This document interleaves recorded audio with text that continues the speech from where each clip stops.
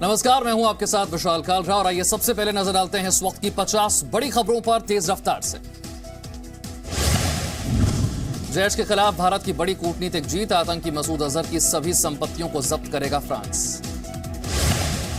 मसूद पर बैन के लिए दूसरे विकल्पों पर विचार, यूरोपियन यूनियन के आतंकियों की लिस्ट में मसूद अजहर का नाम जुड़वाने की तैयारी में फ्रांस। विदेश नीति पर सवाल उठाने वालों को सुषमा का जवाब, 2009 में भारत मसूद पर बैन का प्रस्ताव देने वाला अकेला देश था। 2019 में इस प्रस्ताव को ब्रिटेन, फ्रांस और अमेरिका ने पेश किया। आतंकवाद के मसले पर अमित शाह ने कांग्रेस से सवाल पूछा। ब्लॉग में लिखा, 2010 में कांग्रेस की सरकार ने क्यों छोड़े थे 25 आतंकी। अमित शाह ने कहा, कंधार पर सवाल उठाकर राहुल गांधी ने दिया असंवेदनशीलता का परिचय, बयान देने से पहले कांग्रेस का इतिहास देखना चाहिए। बीजेपी अध्यक्ष ने अपने ब्लॉग में लिखा, आतंकी मसूद को लेकर पाकिस्तान पर बना दबाव अभूतपूर्व, दुनिया के तमाम देश भारत के साथ खड़े। मिजोरम सीमा पर 17 फरवरी से 2 मार्च तक चलाया गया पूरा ऑपरेशन, 2 हिस्सों में चलाया गया ऑपरेशन। ओवैसी ने ट्वीट कर कहा, न्यूजीलैंड हमले में हैदराबाद का अहमद जहांगीर जख्मी, सुषमा स्वराज से की अपील, जहांगीर के भाई को न्यूजीलैंड जाने में मदद करें। पीएम मोदी ने न्यूजीलैंड के प्रधानमंत्री को लिखी चिट्ठी, इस मुश्किल की घड़ी में भारत न्यूजीलैंड के साथ।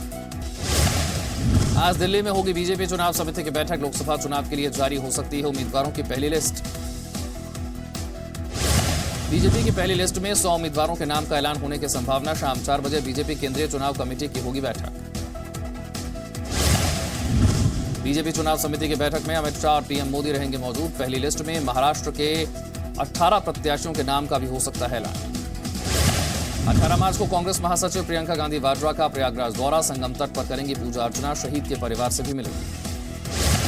20 मार्च को वाराणसी जाएंगी कांग्रेस महासचिव प्रियंका गांधी वाड्रा, बाबा विश्वनाथ और गंगा घाट के दर्शन करेंगी। 2 सीटों से लोकसभा चुनाव लड़ सकते हैं राहुल गांधी, सूत्रों के हवाले से खबर। अमेठी के अलावा महाराष्ट्र या दक्षिण भारत की किसी मजबूत सीट से लड़ सकते हैं चुनाव।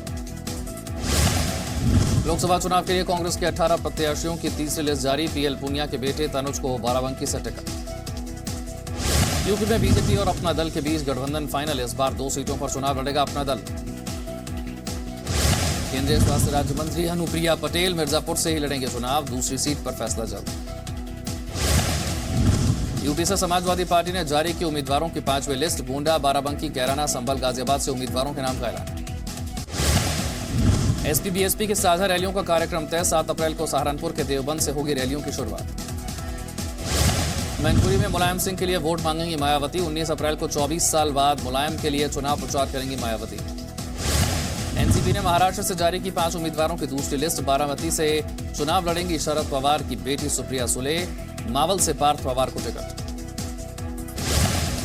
लोकसभा चुनाव से पहले हरियाणा में कांग्रेस को बड़ा झटका, बीजेपी में शामिल हुए पूर्व सांसद अरविंद शर्मा 2 बार करनाल सीट से जीत चुके हैं चुनाव। भीम आर्मी चीफ चंद्रशेखर ने वाराणसी से प्रधानमंत्री मोदी के खिलाफ चुनाव लड़ने का ऐलान किया, अखिलेश और मायावती से मांगा समर्थन। दिल्ली में भीम आर्मी के प्रमुख चंद्रशेखर की चेतावनी, कहा जिस दिन देश के संविधान पर आंच आई तो दोहरा देंगे भीमा कोरेगांव। चंद्रशेखर के बयान पर केंद्रीय मंत्री रामदास अठावले ने कहा, किसी घटना को गहराई से जाने बगैर उसका नाम लिया जाना ठीक नहीं।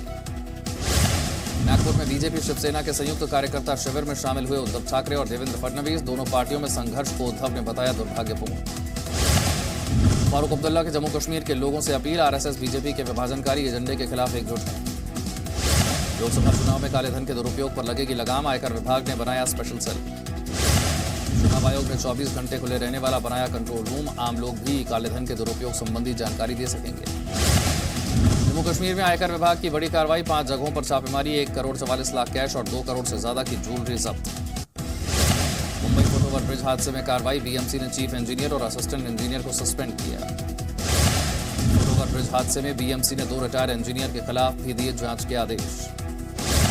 बीएमसी के प्रारंभिक जांच रिपोर्ट में फुट ओवर ब्रिज के स्ट्रक्चरल ऑडिट पर सवाल, रिपोर्ट में लिखा सही से होता ऑडिट तो नहीं होता हादसा। मुंबई में हादसे वाले फुट ओवर ब्रिज को पूरी तरह से किया गया ध्वस्त, फुट ओवर ब्रिज का स्लैब गिर जाने से गुरुवार को चली गई थी 6 लोगों की जान। रक्षा मंत्रालय भारतीय सेना के लिए जल्द खरीद सकता है 10 lakh hand grenade, make in India के तहत हैंड ग्रेनेड खरीदने के प्रस्ताव पर विचार। दिल्ली में ड्रग्स की बड़ी खेप बरामद, 83 किलो हेरोइन की जब्त की गई, अंतर्राष्ट्रीय बाजार में 332 करोड़ रुपए की।